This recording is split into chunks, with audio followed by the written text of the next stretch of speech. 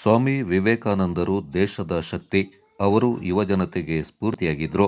ಅಂತಹ ಚೇತನವನ್ನ ಬದುಕಿನಲ್ಲಿ ಸ್ಮರಿಸಬೇಕೆಂದು ಬೆಂಗಳೂರಿನ ಎಕ್ಸ್ಪರ್ಟ್ ಪದವಿ ಪೂರ್ವ ಕಾಲೇಜಿನ ಕನ್ನಡ ವಿಭಾಗದ ಮುಖ್ಯಸ್ಥರಾದ ಕರುಣಾಕರ ಬಲ್ಕೂರ್ ಹೇಳಿದ್ದಾರೆ.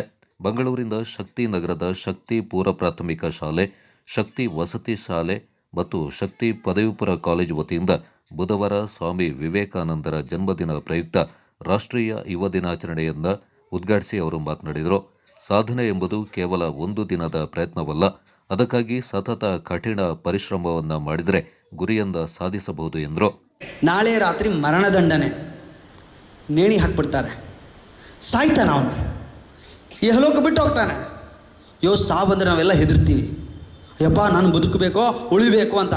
ಕೊರೋನಾ ಬಂದಾಗ ನಾವೆಲ್ಲ ಹೆದರ್ಕೊಂಡು ಮನೆ ಒಳಗಡೆ ಹೋಗ್ಕೊಂಡ್ಬಿಟ್ಟಿದ್ವಿ. ಯಾಕೆ? ಜೀವದ ಭಯಕ್ಕಾಗಿ.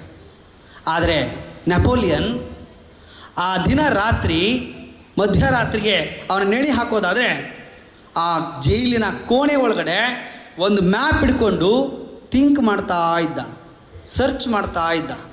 ಅದು ಬೇರೆ ಯಾವುದು ಮ್ಯಾಪ್ ಅಲ್ಲ, ಇಂಗ್ಲೆಂಡಿನ ಮ್ಯಾಪು ಹಿಡ್ಕೊಂಡು ಎಲ್ಲ ಪ್ರದೇಶವನ್ನು ನೋಡ್ತಾ ಇದ್ದ. ನಾಳೆ ಅಂದರೆ ಸಾಯ್ತಾನೆ, ರಾತ್ರಿ ಸಾಯ್ತಾನೆ. ಆದರೆ ಆ ಕೊನೆ ಮೂಮೆಂಟ್ ಇದೆಯಲ್ಲ ನೋಡ್ತಾ ಇದ್ದಾನೆ. ಜೈಲಿನ ಅಧಿಕಾರಿ ಬರ್ತಾನೆ, ಏನಪ್ಪ ಸಾಯ್ಲಿಕ್ಕೆ ರೆಡಿಯಾಗಿದ್ಯಾ? ನೇಣಿ ಹಾಕೋದು ಇವತ್ತು ರಾತ್ರಿ, ಏನು ಮಾಡ್ತಿದ್ಯಾ ನೀನು? ಸ್ವಾಮಿ, ನಾನು ಮ್ಯಾಪಲ್ಲಿ ಹುಡುಕ್ತಾ ಇದ್ದೀನಿ.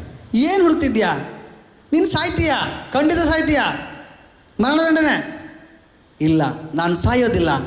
ಬೈ ಚಾನ್ಸ್, ನೋಡಿ, ಬೈ ಚಾನ್ಸ್ ನಾನೆಲ್ಲಾದರೂ ನಿಮ್ಮಿಂದ ತಪ್ಪಿಸ್ಕೊಂಡು ಓಡೋಗ್ಬಿಟ್ರೆ ಮತ್ತೊಮ್ಮೆ ನಾನು ಇಂಗ್ಲೆಂಡ್ ವಿರುದ್ಧ ಹೋರಾಟ ಮಾಡ್ತೀನಿ, ಯುದ್ಧ ಮಾಡ್ತೀನಿ, ನಿಮ್ಮನ್ನು ಸೋಲಿಸ್ತೀನಿ. ಸೋತ ಮೇಲೆ ಇಡೀ ಇಂಗ್ಲೆಂಡ್ ದೇಶ ನನ್ನ ಕೈಯಲ್ಲಿರುತ್ತೆ, ನನ್ನ ವಶದಲ್ಲಿರುತ್ತೆ. ಆಮೇಲೆ ಯಾವ ಪ್ಲೇಸು ನನ್ನ ರಾಜಧಾನಿ ಮಾಡ್ಕೊಳ್ಬೋದು ಅಂತ ಈ ಮ್ಯಾಪಲ್ಲಿ ನೋಡ್ತಿದ್ದೀನಿ ಅಂತ ನೆಪೋಲಿಯನ್ ಹೇಳ್ತಾನೆ.